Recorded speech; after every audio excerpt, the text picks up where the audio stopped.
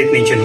తన ఎదుట నిలుచున్నది సుబ్రహ్మణ్య స్వామి అని తెలియని వల్లీదేవి, ఓయి నీవెవరో నాకు తెలియదు, నేను సుబ్రహ్మణ్యేశ్వర స్వామిని వివాహమాడుటకు తాపసించి ఉన్నాను అని తెలిపెను.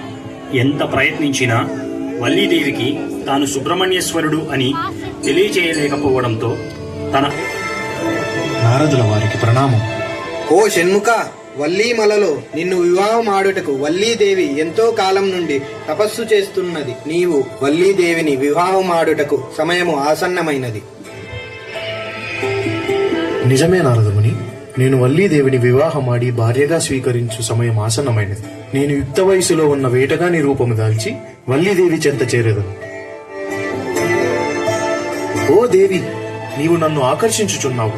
తరుణ వయస్కులైన మనము చూడముచ్చటైన జంట కదా, రమ్ము నన్ను వివాహమాడుము.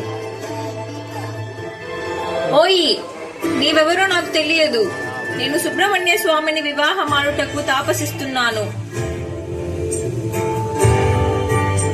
నేను ఎంత ప్రయత్నించినా వల్లీదేవి నన్ను గుర్తుపట్టడం లేదు. ఏ కారణం వలనో ఈ కార్యములో విఘ్నాలు కలుగుచున్నవి. నేను ఈ కార్యమును నా అగ్రజుడైన విఘ్నేశ్వరుణ్ణి ప్రార్థించకుండా మొదలుపెట్టినందునే విఘ్నాలు కలుగుచున్నవి.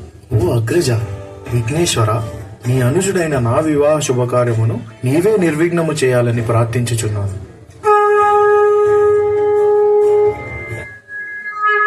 షణ్ముఖ, నేను నీ ప్రార్థనను స్వీకరిస్తున్నాను. నీవు కోరినట్లే నీ వివాహము వల్లీదేవితో జరుగుతుంది. తదాస్తు.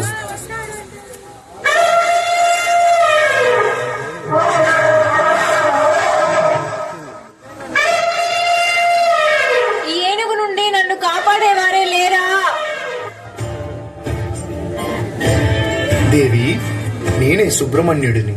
నేను నీ తపస్సుని మెచ్చాను. నీవు కోరినట్లే నిన్ను వివాహమాడదను.